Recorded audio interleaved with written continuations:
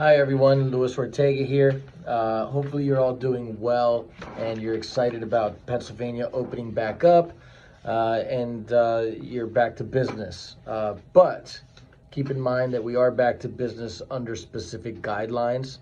And I found it was really important. I didn't want to wait until next week's training to go over this important information with everyone, especially because of the fact that the weekend's here and a lot of agents are probably going to be showing properties this weekend. I know I may end up, and also meeting with sellers. So that's the good news. Now here's some stuff that we should really be going over, and not only that, but as a company, as your broker, I'm requiring that this is part of every single loop that you create, and that we have a specific protocol as a company implemented.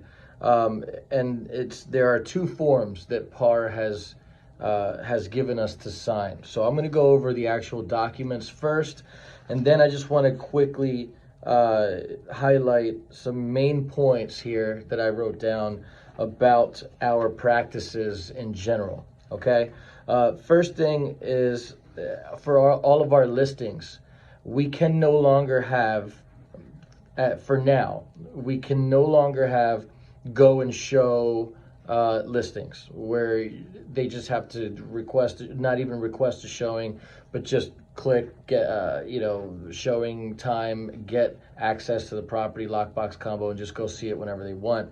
They actually has to be appointment only. Okay, really important, because this is going to be our way to kind of make sure that we are protecting ourselves and our clients by getting these two forms executed before anyone goes to see a property. Okay, first form is the PAN, the PAN, and it stands for COVID-19 Property Access Notice. This form is to be used only where in-person real estate activity is permitted by law or applicable authority. This form is available under PAR documents in dotloop, and it looks like this. All right, so for anyone that wants to show your properties, that might look backwards, I guess, because of the camera. But either way, it's available in dotloop, and it is once again called the PAN, Property Access Notice.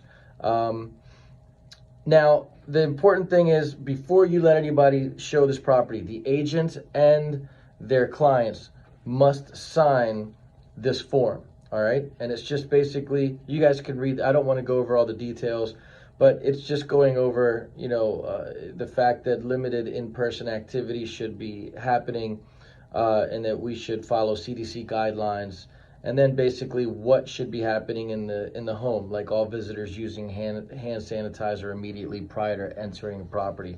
I'll let you go over that, but there's some bullet points that I'm going to cover that are going to be found in this form as well. But you cannot, you got to make sure that you're getting this PAN signed by the agent and their clients before seeing your listings. Okay. The second one is the Health and Safety Acknowledgement, or the HSA. COVID-19 Health and Safety Acknowledgement is a health screening document. I know this doesn't sound exciting. I'm not excited about it, but it's really important that we get this stuff done and that we follow the guidelines, because if not, my license as a broker is at stake, and so is yours as a real estate licensee. So now we're required to basically health screen. Now it says verbal, okay, and the exact words are, must be a verbal health screening done by agents. That's super vague, okay? So the attorney for PAR put together, the attorneys put together a document just so that we could protect ourselves, and it's basically just a health screening. But here's the funny part is, we have to not only get them to fill out the questionnaire, and it asks questions like, in the past 14 days, signer or member of signer's household has been diagnosed with COVID-19, yes or no? right? So it's just a bunch of health screening questions, total 5. And then it asks who is signing this. Are they the potential buyer or tenant? Are they the seller or the owner, service provider, real estate licensee, occupant, etc.? Okay, but because we are also required by the state to maintain record of all appointments, including contact info. Okay, it's really important that we leverage this health and safety acknowledgement, or the HSA, to not only get them to sign it, put their clients' names in there and their signatures, but also contact information. Okay, phone number is important. I think that's good enough. I'm not going to ask that we have them give us their address. I think that's overkill. But we got to get these forms signed before we allow showings, and we also got to make sure that on the HSA form that they provide a phone number for their client. Now, obviously, some agents are going to be freaked out by that.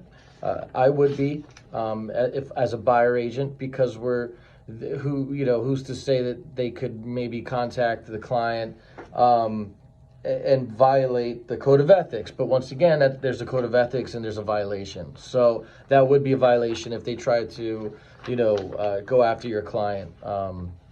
But these 2 forms have to be done. They have to be signed. It's on under PAR documents, PAR interactive documents on dotloop, and I want to see those in your loops. And if anybody has any questions about this, reach out to me directly, or we can also discuss it next week during our training. We're definitely going to be talking about the changes and the best practices right now in the state's guidelines. But some really important bullet points that stood out to me that I wanted to share with everyone here.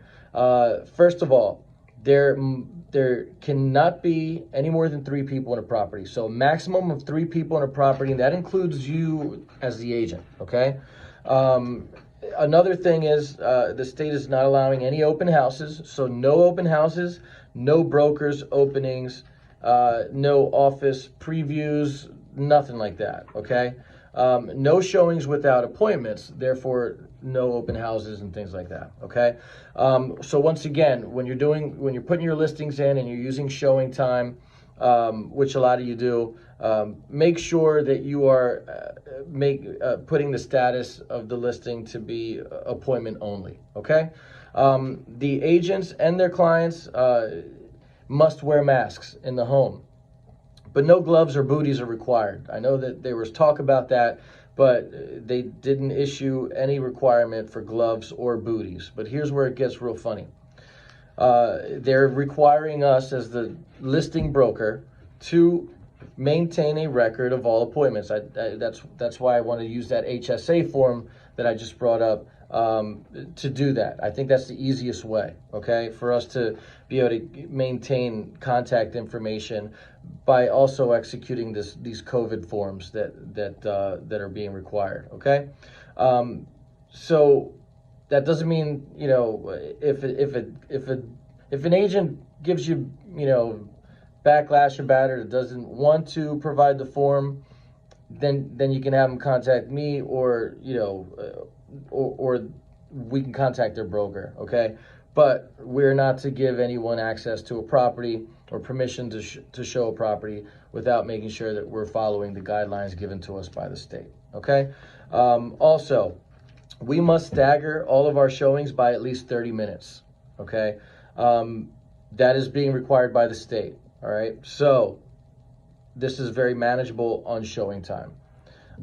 Anything that is contacted, that is touched by someone's hands, needs to be disinfected. However you want to work that out. I think agents should be carrying some sort of, hand sanitizer and maybe disinfectant wipes. Maybe work something out with the owner, with the sellers of the property, that they have something, available in the home to use, so that they can easily, an agent can easily wipe things off as they walk through property and as they're on their way out, maybe wiping doorknobs off, things like that. Okay. Anyway, so that's pretty much the gist of this video. If anybody has any more questions, please feel free to contact me directly, or jot down questions or concerns, and we can definitely go over this next week during our training. Okay. Have a great weekend. Get out there, sell some homes, and hopefully you're as excited as I am about us getting back to some form of real estate sales activity. Have a great one. Bye-bye.